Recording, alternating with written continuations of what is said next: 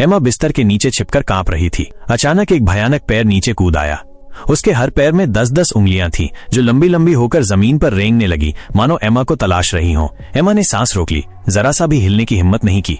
एमा को लगा कि अब उसकी मौत पक्की है, लेकिन तभी वो दैत्य खिड़की की ओर मुड़ा और रात के अंधेरे में गुम हो गया। फौरन खिड़की बंद कर दी, फिर धीरे धीरे बैठक की ओर बढ़ी ताकि घर का मुख्य दरवाजा भी बंद कर सके। लेकिन अचानक छत से अजीब सी आवाज आई। एमा का दिल फिर से धड़क उठा। वो तेजी से सीढ़ियां उतरकर दरवाजे की ओर भागी। उसने सोचा कि दरवाजा बंद करते ही सब ठीक हो जाएगा, पर तभी घर के सारे बिजली के सामान तेज रोशनी छोड़ने लगे और बेहद कान फाड़ने वाली आवाज करने लगे। एमा ने घबराकर सारे प्लग खींच दिए। वो फोन उठाकर पुलिस को कॉल करने लगी, लेकिन अचानक वही भयानक आवाज फिर गूंज उठी और तभी वो दैत्य सीढ़ियों के सामने आकर खड़ा हो गया। एमा के पास कोई चारा नहीं बचा। वो भागकर रसोई में छिप गई, लेकिन फोन लाइन भी दैत्य ने काट दी। एमा की तेज सांसें उसकी जगह बता गईं। फ्रिज मानो किसी शक्ति से नियंत्रित हो गया और एमा उसमें फंस गई।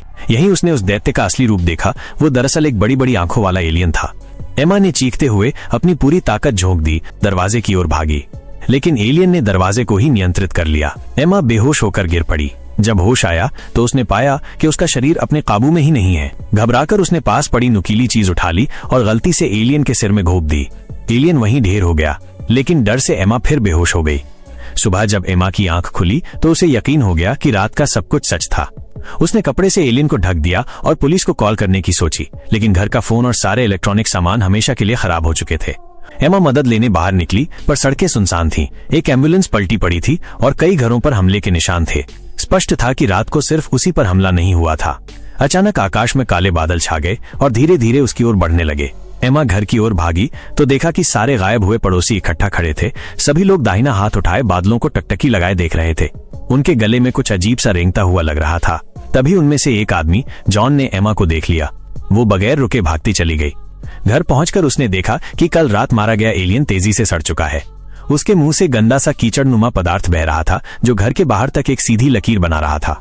एमा उस लकीर के पीछे पीछे गई, पर फूलों की क्यारी तक पहुंचकर उसे कुछ नहीं मिला। एमा को यकीन हो गया कि एलियन बदला लेने जरूर लौटेगा। उसने हिम्मत जुटाई, मोमबत्ती जलाई, 4 बर्तन पानी के उबाल कर रख लिए ताकि एलियन से आखिरी लड़ाई लड़ी जा सके। लेकिन तभी बाहर हलचल हुई। एक सफेद चमकदार रोशनी खिड़की से अंदर आई और मरा हुआ एलियन हवा में उड़ता हुआ किसी रहस्यमयी ताकत से बाहर चला गया। साथ ही एक और एलियन प्रकट हुआ। उसने जरा सा हाथ हिलाया तो एमा की मेज और चाकू दोनों छिन गए। एमा भागकर ऊपर की ओर दौड़ी, लेकिन एलियन उसका पीछा कर चुका था। एमा ने साहस जुटाकर उसके हाथ में काट लिया। एलियन दर्द से पीछे हटा।